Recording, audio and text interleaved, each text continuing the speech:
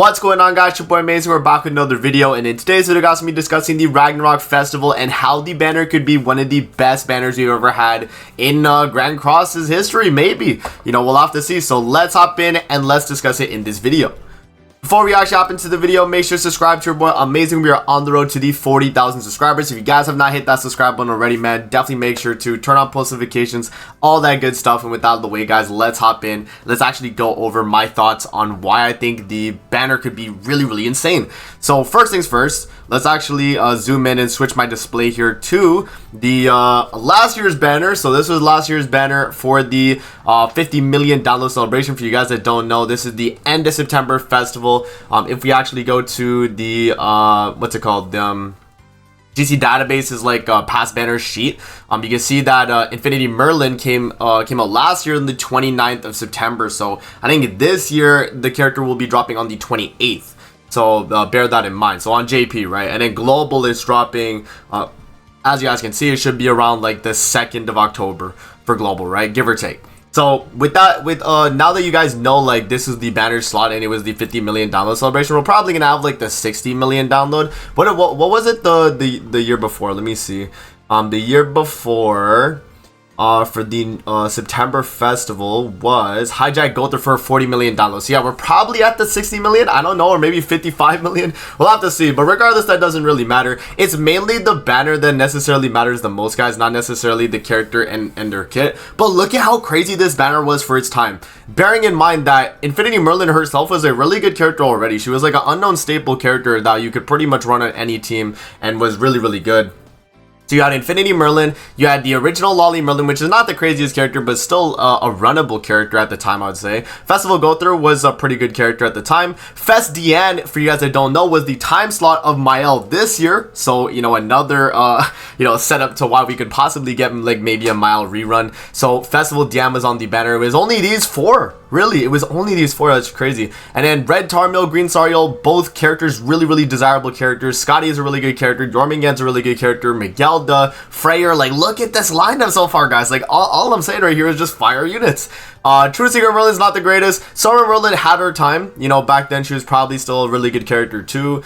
Even when like Ultimate Escanor came out, she was still really good for that. And then you have like this Elizabeth Hawk here, and then Excalibur Arthur, Green Arthur, LR Escanor, but back then it was just a Green Escanor, so it was a scam. And then Elat, the Ocelot Hawk, and then the blue Captain Melly. But overall, like, the banner was actually really good. Now, considering this time it's going to be a Ragnarok festival, we're probably going to get like a full Ragnarok like release banner with some other festivals on the banner as well, because if this is the first Ragnarok banner, they have to kind of incentivize us to summon. If they don't give us any reason to summon on this Ragnarok festival, then what's kind of the point of it, right? It has to be like a really hype banner itself if the character is not going to carry it enough, right? So yeah, and then they have already announced the live stream, guys, so it will be this Wednesday. So I'll definitely make sure to make a video covering it. But yeah, I mean, I'm thinking probably since the way like the schedule has been, I think we could honestly get a Mael rerun and then definitely a tier rerun as well. Bearing in mind that last year, right, when Infinity Merlin came out, look at Freyr's time slot and look at Tyr's time slot, right? End of June. And then end of June, right? So both Freyr and Tyr were both end of June time slots for last year and this year. And so that actually does line up to where Tyr could rerun on this banner, and we could get Mael possibly as well, since Mael, for you guys that don't know, came out in February and has yet to get a rerun till this day, pretty much. So he came out in February of this year, and it's already September, so we have yet to have gotten a Mael rerun, which would make a lot of sense for either to be here, or they would, I guess, wait till November and December festival. But honestly, if they were to kind of like get people into the actual banner itself, I would say dropping Mael on this banner would be a good way to kind of incentivize people to summon. Imagine the banner being like Tyr, Mael, the brand new festival, and then just a bunch of like Ragnarok filler and like some pretty good like Sins filler. Like we could definitely see a banner like this. Even like Red Tarmiel, Green Sariel being on the banner too could be really nice. In terms of like the festival lineup, I don't necessarily know exactly who it could be. Obviously it would be like the new Ragnarok Fest, you would have like Mael, let's say, in like the Dian slot, and then I don't know what the other two festivals could be. Maybe they could just be like Ultimate Escanor and then another one, but I don't know if they'll put that many Light and Darks as featured, especially for this type of, you know, time slot. They would probably just put in like a bunch of like, you know, maybe Infinity Merlin would be on this banner too, since she was last year. I think Hijack Gother was the year before as well. Let's actually see. Let's see.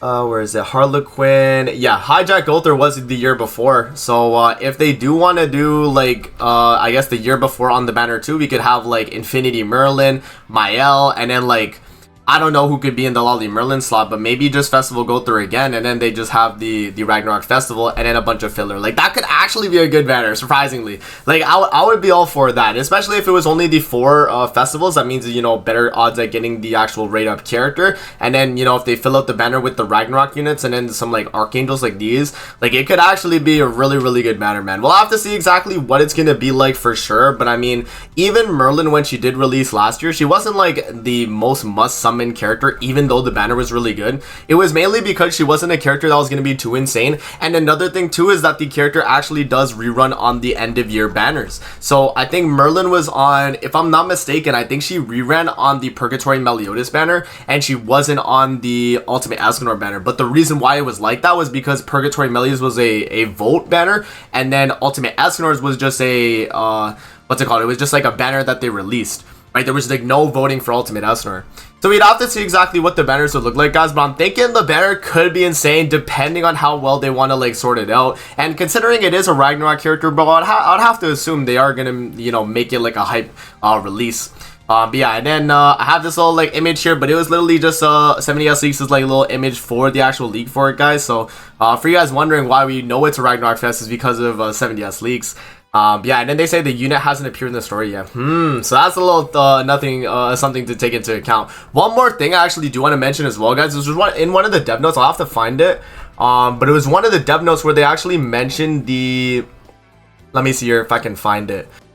Alright, guys, so we just found out right here from the dev note from a while back. I think this was on, yeah, June dev note. So this is the June dev note for what they were saying, but they were actually prepping a new PvE mode, right? So they had Demonic Beast Battle, and they're going to make a new Demonic Beast game mode that's going to be a seasonal game mode that could actually release with this banner as well. So it looks like you would be getting a lot of content alongside the fact you'd be getting this new Ragnarok banner, and maybe this character or maybe this festival is tailor-made for this seasonal game mode for the Demonic Beast battles. If the character is like really good across all 4 Demonic Beast battles, then this is really going to be a must summon banner, depending on how they go about it, right? As I mentioned, with the banner actually being good, so let's say they make the banner like, oh, I don't have the tab up, I should have like duplicated the tab, but like we'll just go back then.